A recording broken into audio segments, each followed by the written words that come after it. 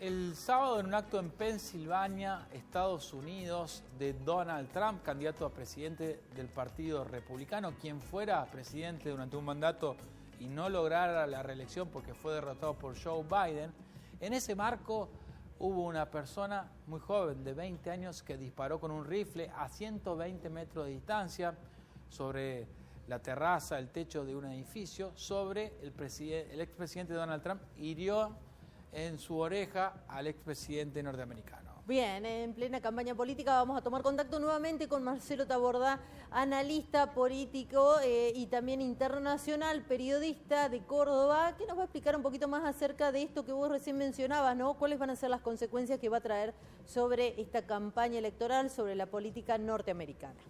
¿Cómo está, Marcelo? Buen lunes. ¿Qué tal? Buen lunes, ¿cómo están ustedes? ¿Qué primera mirada tenés al respecto? Te digo que hay mucha gente que descree de esto. Esa es como una mirada, como que uno recibe en las redes que dice, no, están aquellos que descreen, hay otros que dicen, no, terrible atentado que intentaron, casi matan al candidato Donald Trump. Algo que ya ha sucedido muchas veces en Estados Unidos, intentos de magnicidio. Sí, intentos y algunos que fueron magnicidios, ¿no? A lo largo de la historia, desde Abraham Lincoln para acá, o sea, a fines del siglo XIX, han tenido episodios cruentos. Bueno, seguramente a todos se les vino a la memoria lo ocurrió con John Kennedy, con su hermano Robert Kennedy o con el propio Martin Luther King a fines de la década de los 60.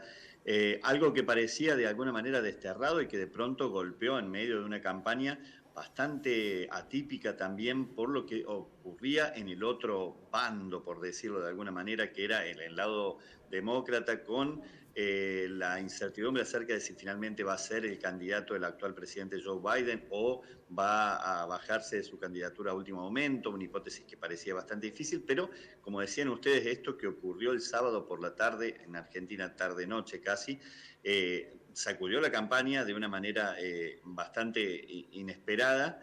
Y por supuesto que lo que vos decís acerca de tesis conspirativas, de posibles intentos de autoatentado, fluyeron, como suele ocurrir en estos casos, y sobre todo a través de las redes sociales.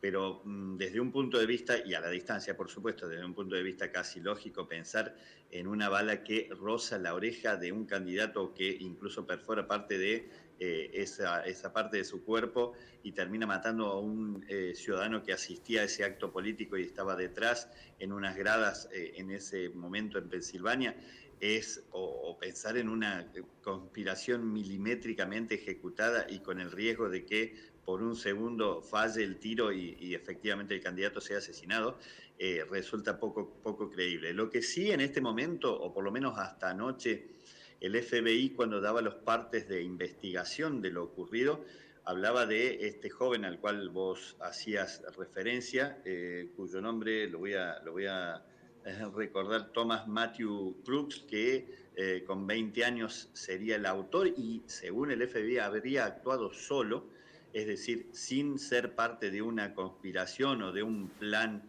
diferente, por lo menos según los indicios que se tienen hasta ahora. Bueno, ahí empiezan a surgir un poco los interrogantes de cómo pudo llegar hasta ahí. Hay testigos que aparecieron en ese acto que dijeron que habían visto y advertido además a las fuerzas que tenían a su cargo la vigilancia o el control de la seguridad de ese acto, de que alguien estaba en una azotea y con un arma, cosa que en Estados Unidos no sorprende tanto, pero sí en este caso debería haber movido por lo menos la acción preventiva de quienes estaban en la custodia del expresidente y actual candidato presidencial.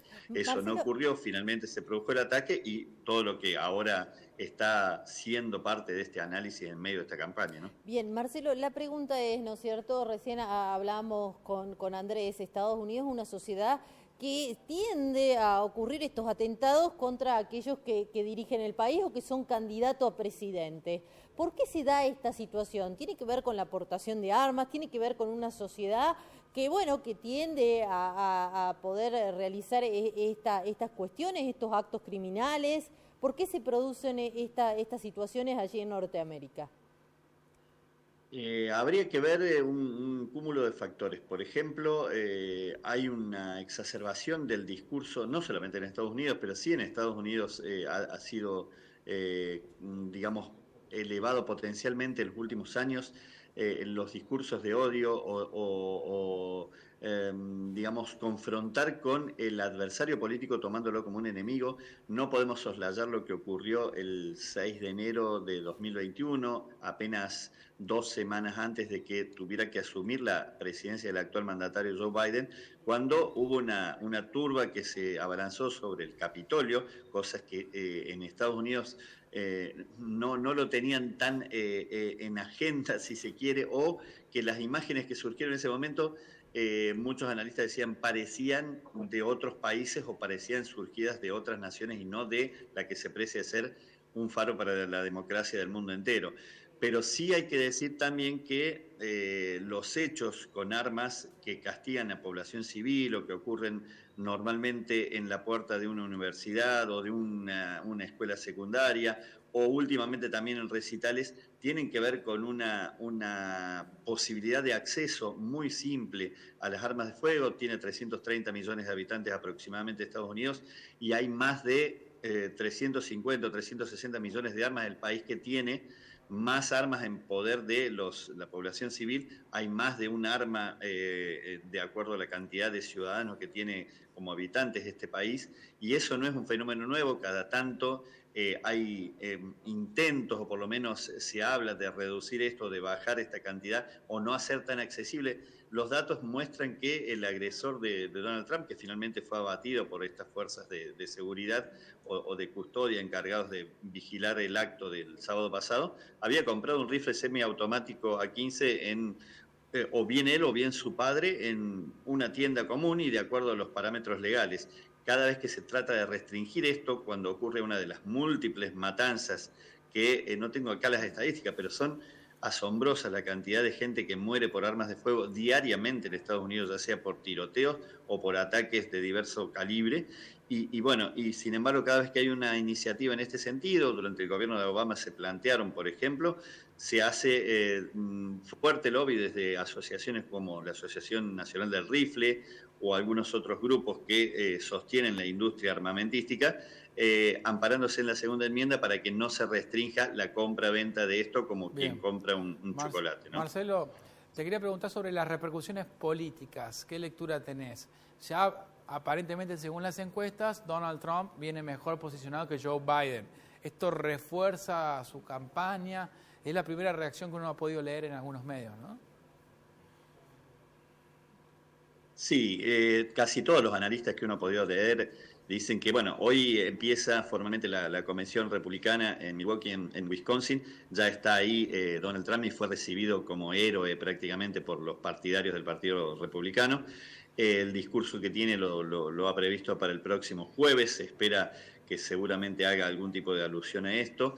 Las encuestas venían dando un crecimiento más por mérito propio, por defecto del candidato oficialista o el actual presidente Joe Biden. Todo el mundo recuerda el pasado debate donde tuvo unos lapsus muy importantes el actual jefe de Estado, después en una cumbre de la OTAN, donde presentando al presidente de Ucrania, Volodymyr Zelensky, Biden lo termina presentando como Vladimir Putin. Es decir, deslices que a esta altura, y sobre todo en plena campaña, habían sido magnificados por todos los medios de comunicación, muchos de los cuales incluso abiertamente le pedían a Biden que declinara su candidatura por la edad y por algunos problemas físicos o de salud que podían conspirar en esta campaña, y empezaban a salir una serie de nombres como posibles reemplazantes, desde la vicepresidenta Kamala Harris a gobernadores o gobernadoras de diferentes estados, miembros, incluso la propia ex primera dama Michelle Obama figuró como una posible alternativa.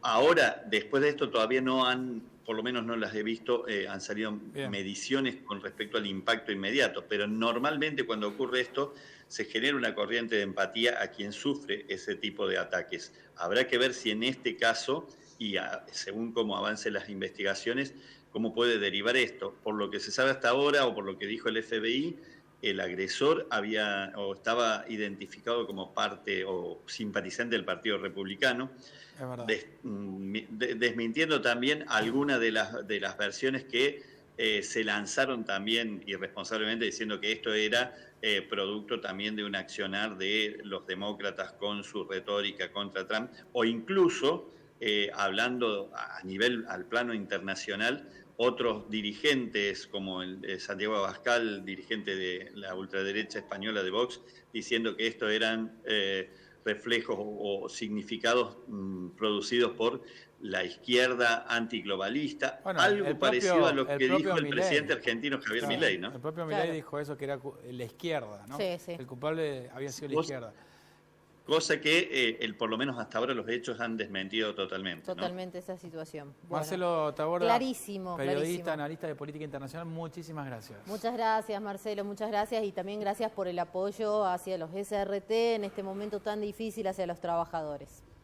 Eso, 2 segundos antes, quería eso antes de despedirme, bueno, agradecerle a ustedes y expresarles toda la solidaridad en este momento tan difícil que les toca atravesar, y esperemos que haya una respuesta satisfactoria y en el menor tiempo posible. Les mando un abrazo grande. Ojalá. Ojalá así sea. Abrazo, Ojalá. Marcelo Abrazo, Taborda. abrazo.